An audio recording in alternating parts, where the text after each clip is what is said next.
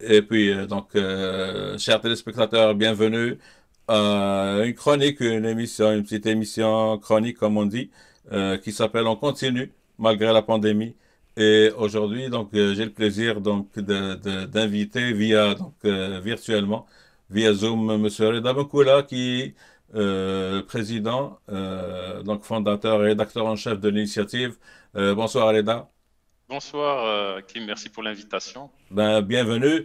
Donc, on va commencer par un petit segment ici. Je vais vous laisser avec un petit segment et après, on revient à l'échange.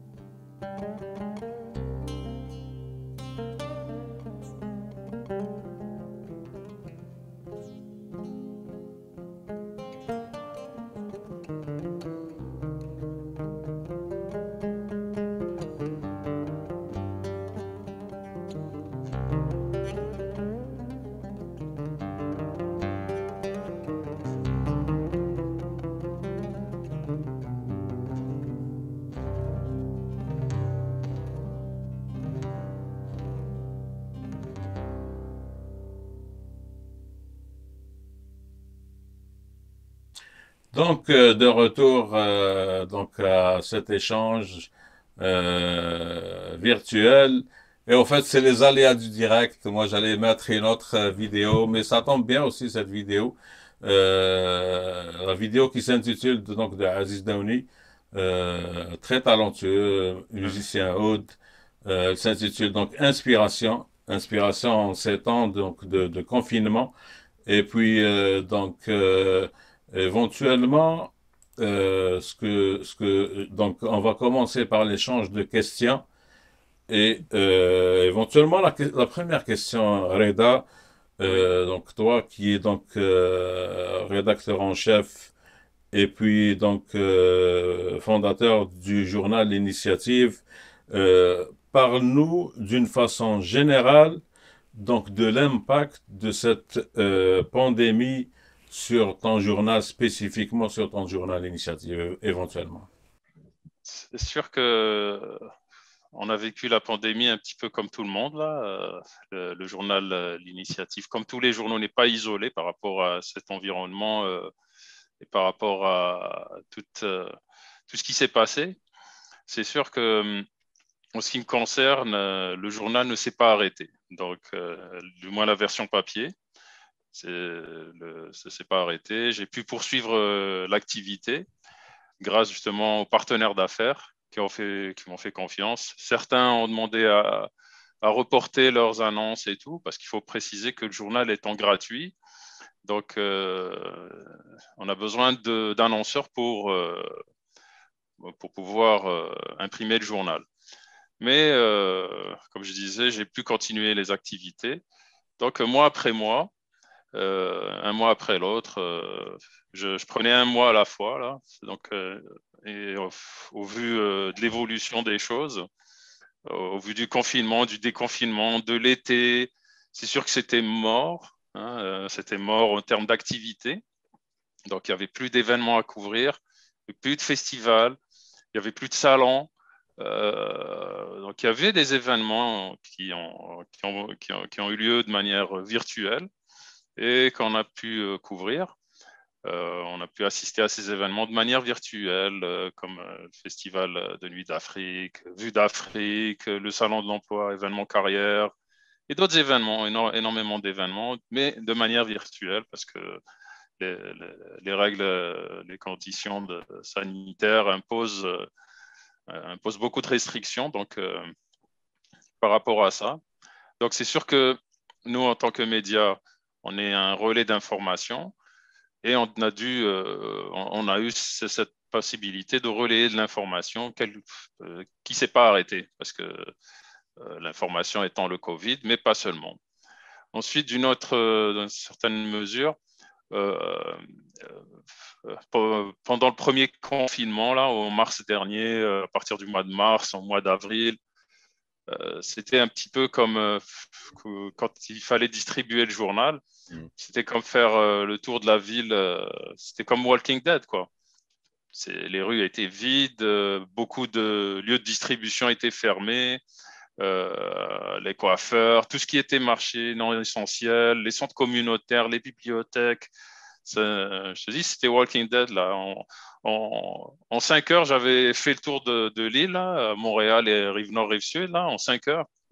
J'avais distribué ce que j'avais pu à droite, à gauche, mais moins de lieux de distribution, au point où beaucoup de lieux publics où il y avait des présentoirs de distribution de journaux, ben, ils ont carrément disparu depuis le premier confinement. Donc, c'est des lieux on peut plus déposer des journaux, parce qu'il faut se rappeler qu'on disait que certains matériaux étaient des vecteurs de transmission du virus. Donc, le papier journal, les matières métalliques et tout. Donc, c'était la grande inconnue. Et donc, voilà, j'ai dû m'adapter par rapport à ça. Comme je disais, j'ai eu la chance de pouvoir continuer à imprimer le journal. Le site web ne s'est pas arrêté. Hein, l'initiative.ca étant virtuel. Donc, on était dans les temps parce qu'il y a beaucoup on va dire, d'entreprises et tout qui avaient une plateforme web, mais ceux qui n'en avaient pas ont dû mettre en place dans l'urgence des plateformes web, comme les commerces, certains commerces et tout. Certains commerces ont dû, par exemple, faire affaire avec du Uber Eats pour transporter leur nourriture, ce genre de choses. Donc, en ce qui me concerne, le site web avait déjà sa plateforme, même de transactions, donc on peut faire des achats sur le site web et tout. Et le journal papier, comme je disais, j'ai pu continuer l'activité, même si c'était, comme je disais, c'était assez choquant. Voilà, hein, mais ça, c'est pour tout le monde. Je me souviens même, toi, tu avais pris des vidéos Ouais, du métro à ouais. Montréal, où c'était vide de chez vide, là. Mais en parlant de ça, juste, Reda, tu le mentionnes si bien, on va passer ce petit segment-là que tu mentionnes et on revient. On revient à partir de ton intervention.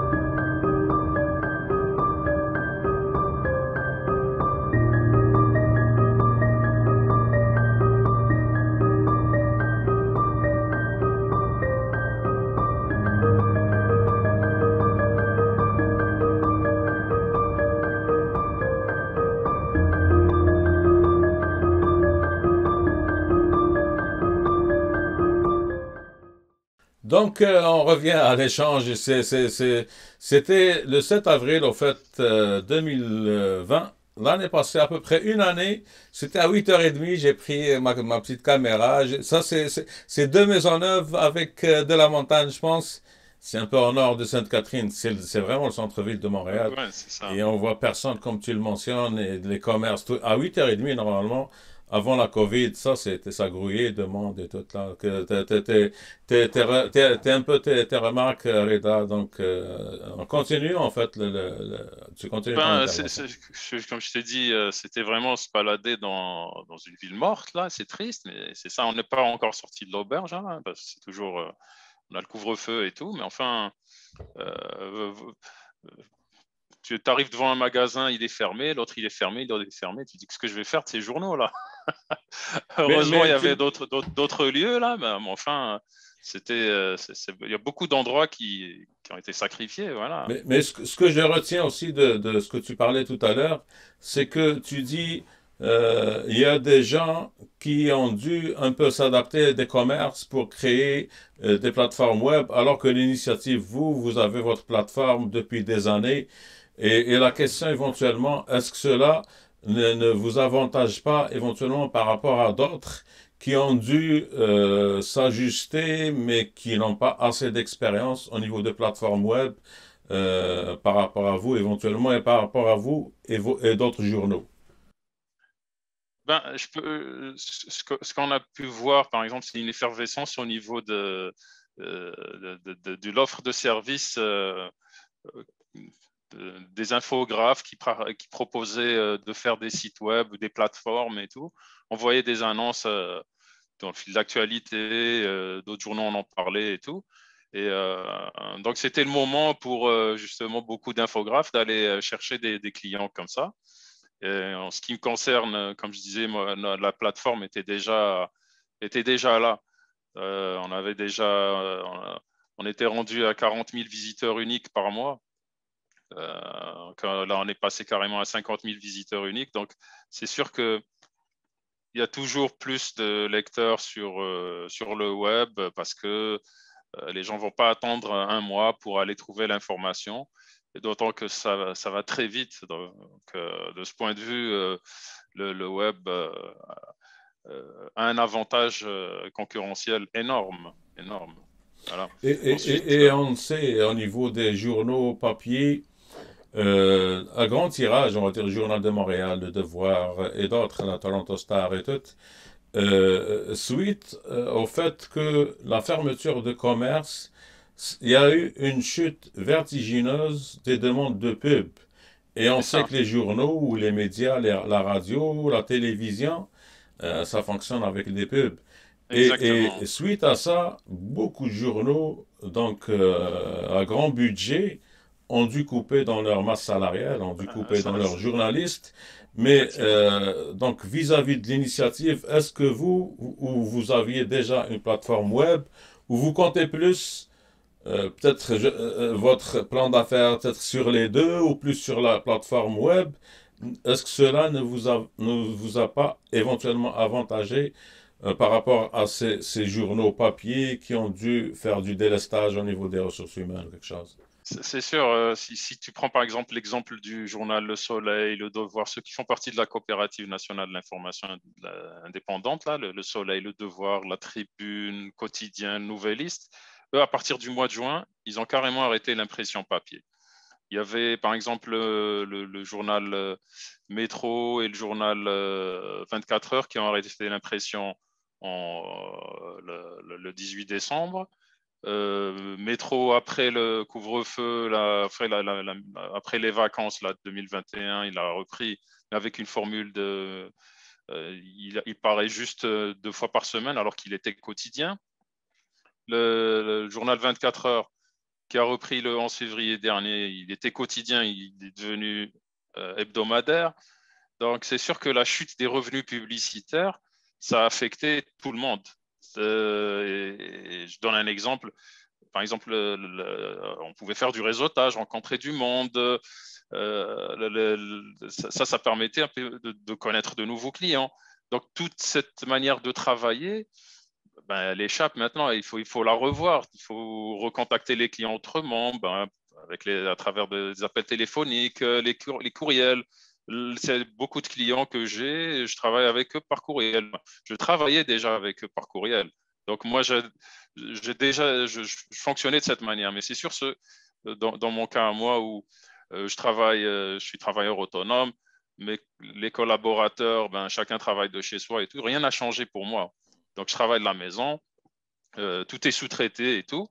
Mais tous les médias qui ont de grandes infrastructures, des loyers à payer, des salariés et tout, ben, ils ont coupé dans le gras. Et on entendait à ce moment-là, c'est plate à dire, coupé dans le gras, mais la masse salariale a pris un coup. C'était à coup de dizaines et de dizaines de journalistes qui étaient mis à l'arrêt, là. Ils ne travaillaient plus parce qu'il n'y avait plus rien à couvrir. Mhm. C'est plate à dire, mais restez chez Ouais. vous. De quoi est-ce qu'on veut. Ceux qui étaient, par exemple, spécialisés dans le domaine culturel et qui avaient l'habitude de faire des entretiens avec des artistes et tout, ou assister à des événements, des premières et tout, ça a changé du tout au tout, tu vois. Donc, c'est beaucoup d'ajustements et refaire la manière de travailler. Voilà. Mais tu parles maintenant, tu mentionnes le domaine culturel, et on le sait là, ici au Canada, au Québec et au Canada, même ailleurs, c'est un créneau, ou c'est un domaine qui a été beaucoup affecté par cette COVID, par ce confinement, de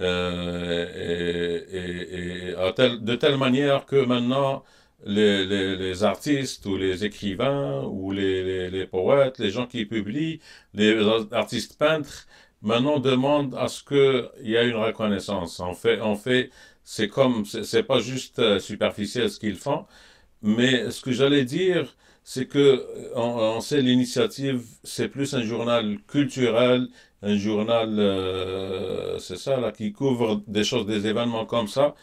Est-ce que justement la question, votre couverture, ça va s'orienter vers quoi éventuellement? C'est sûr, maintenant avec le vaccin et tout, ça va reprendre un peu, mais d'après toi, éventuellement, la stratégie de l'initiative, ça va s'orienter vers quoi? Vers couvrir quoi éventuellement?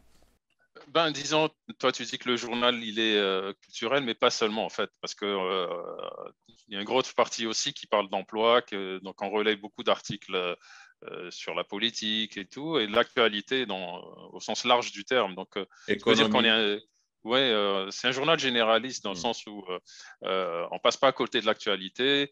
Par exemple, pour donner une idée, avant on parlait sur les stratégies de recherche d'emploi et tout, mais avec télétravail et tout, ben, les journalistes on a écrit beaucoup d'articles, justement, on a publié beaucoup d'articles sur l'ergonomie au travail, comment demeurer productif dans le télétravail, tu vois, la conciliation travail-famille, tu vois, ce sont des articles, des thèmes qu'on a abordés. La question de l'ubérisation, la question de l'écologie dans le domaine du travail. Est-ce que être à la maison, c'est plus écolo qu'aller faire le trajet, tu vois? Donc, il y a des articles sur le Bitcoin. En ce moment, ça parle de ça. Il y a des articles sur les perspectives d'emploi ou d'économie canadienne à la veille 2021. Donc, il y a des articles aussi d'analyse, des articles sur la Covid, on ne peut pas échapper. Voilà, des articles sur les vaccins. Donc, à chaque fois qu'il y a quelque chose, on essaie d'apporter, sans des articles de contenu, donc c'est plus des analyses euh, euh, par rapport à ce qui se passe. Donc, on n'est pas vraiment déconnecté par rapport à l'actualité, OK. définitivement. D'accord. Donc ici, on va aller à l'autre segment. Donc on continue juste la vidéo qu'on a visionnée tout à l'heure. C'est une vidéo un peu triste, mais ça dénote la réalité de Montréal le 7 avril donc 2020. Donc on va continuer après, on va revenir à cet échange intéressant.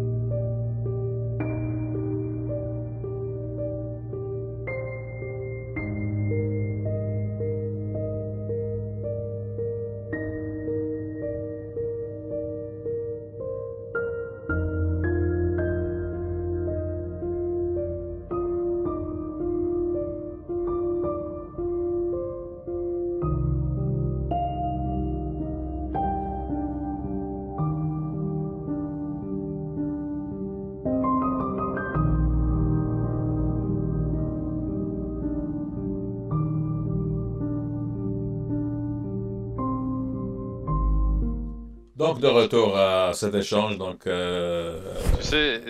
Tu me fais oui, penser à travers ces images, tu sais que pas d'activité économique, ça veut dire que les magasins doivent passer outre cette situation de crise, les commerces, tous les business, quoi. Et tu sais, l'un des départements qui est sacrifié, justement, c'est le département de marketing. Alors, est-ce qu'on va se relever ou est-ce qu'on va faire des pubs à droite, à gauche, tu vois? Donc, ils doivent passer au-delà de la crise ou de la situation dans laquelle dans laquelle ils sont pour pouvoir recommuniquer comme avant. Mais ça aussi, tu vois, faut pas se leurrer. Il faut s'inventer et le modèle d'affaires qui se basait juste sur la publicité, c'est sûr que c'est un modèle qui est dépassé. Voilà. Et on l'a vu, on mais l'a vu. ça pourrait ouvrir à un autre débat, à une autre discussion, peut-être on la réservera pour une autre émission. C'est, c'est, c'est, c'est le capitalisme à la nord-américaine, c'est le capitalisme canadien et américain. Il y a beaucoup de choses à dire et à redire. En tout cas, avec maintenant, on voit avec les aînés qui souffrent et qui ont pris un grand coup. Ils disent ah ok parce que ils prenaient pas soin d'eux et tout.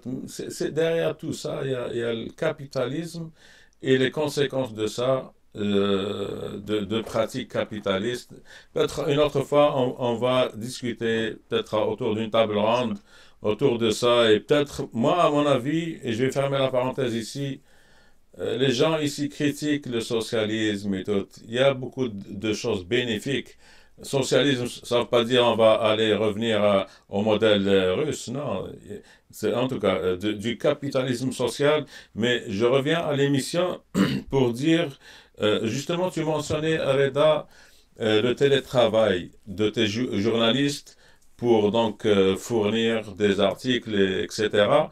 Est-ce que d'après toi, euh, on va dire que la vaccination va se généraliser et qu'il y aura immunisation totale des Canadiens ici, on va dire juste au niveau canadien. Est-ce que toi, d'après ce que tu vois et d'après le rendement de tes journalistes, est-ce que même si vous avez l'occasion, on va dire, de se rencontrer dans un bureau ou dans ton bureau, de discuter de... Est-ce que tu vas toujours favoriser éventuellement le télétravail éventuellement? Ben, en ce qui me concerne, ça va rien changer, tu vois.